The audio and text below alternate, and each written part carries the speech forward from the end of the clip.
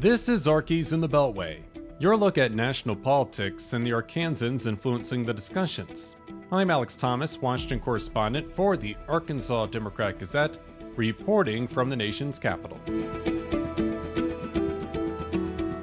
Thank you for joining us for this week's edition of Arkies in the Beltway for the week of June 8th, 2025. We start with an update on the challenge to Arkansas's congressional map. The U.S. District Court for the Eastern District of Arkansas has sided with the state in favor of keeping the current map in place. The Arkansas General Assembly approved a new congressional map following the 2020 census, which included splitting Pulaski County into 3 districts. Most of Pulaski County remains in Arkansas's 2nd congressional district, but the southern portion was divided between the 1st and 4th districts. Opponents of the map say the division of Pulaski County diluted the strength of black voters, the panel ruling that plaintiffs failed to prove racial discrimination with the new boundaries. On Capitol Hill, Senator Tom Cotton pushed the Secretary of the Army for a commitment to expand and modernize the Pine Bluff Arsenal.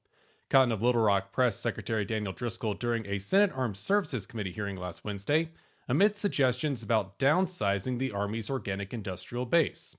The Army has been implementing its transformation initiative, with Defense Secretary Pete Hegseth wanting a review of arsenals, with consolidation a possibility.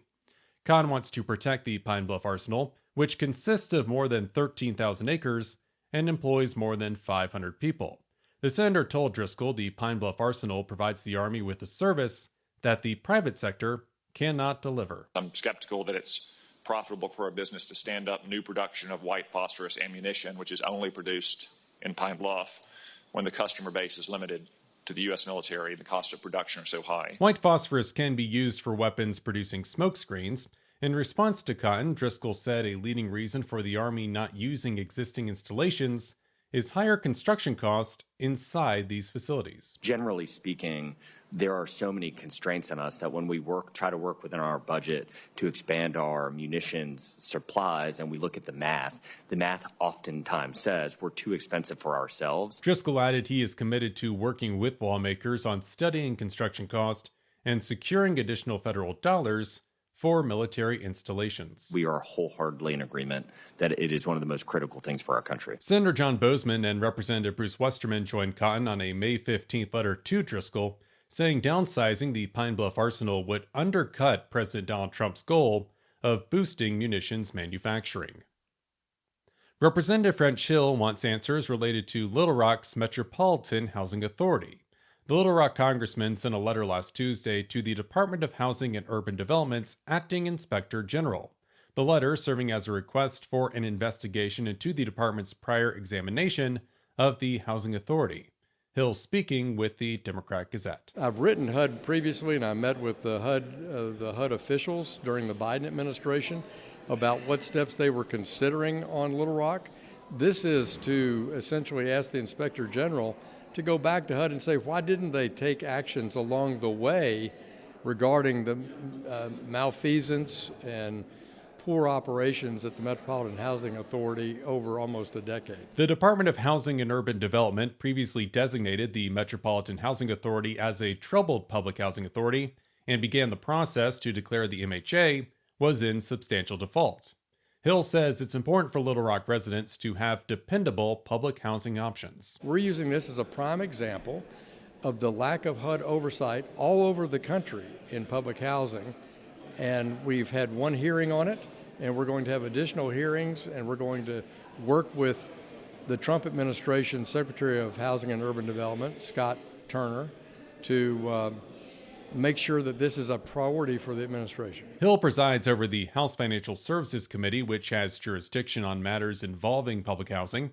Representative Steve Womack of Rogers leads the House Appropriations Subcommittee, handling transportation and housing dollars. An update on a story published in April, Disability Rights Arkansas has resumed seeing new clients after federal agencies finally released grant funding for the organization. The independent nonprofit provides services to Arkansans with disabilities. It is primarily supported through federal funding. Staff, however, had to stop accepting new cases earlier this year. The reason? The Department of Education and the Department of Health and Human Services had not released thousands of dollars in grants supporting the organization's operations. Both agencies released funds for Disability Rights Arkansas after the organization contacted the state's congressional delegation about the issue. The statewide organization is not accepting cases involving special education. This decision stems from a state law subjecting Disability Rights Arkansas to state oversight and Arkansas's Freedom of Information Act. A look at the week ahead, Senator Boozman anticipates his committee will release its portion of the Senate sweeping policy package at some point this week. Boozman of Rogers leads the Senate Agriculture, Nutrition, and Forestry Committee. He has been fielding questions from colleagues on the House's massive bill and its proposed changes to SNAP, the nation's largest nutrition program. The House legislation includes language forcing states to cover some benefit cost, implementing a base 5% cost share. States would face a higher cost share for having a high payment error rate. That rate reflects overpayments and underpayments to SNAP participants. Arkansas, for example, would have a 20% cost share under the House measure because of its payment error rate. Minnesota Senator Amy Klobuchar, the Senate Agriculture Committee's top Democrat, warning that state agencies would have to consider reducing benefits or eliminating people from the program if Congress places a larger financial burden on states. It's a joke for them to claim it's cuts when they're putting it over on states. The House measure also calls for expanding work requirements for SNAP and investing in agriculture risk management programs. And that'll do it for this edition of Arkies in the Beltway for the week of June 8th, 2025. You can stay up to date with all news involving Arkansas at arkansasonline.com. Special thanks as always to the team down in Little Rock. I'm Alex Thomas, and this has been Arkies in the Beltway. Thanks for listening.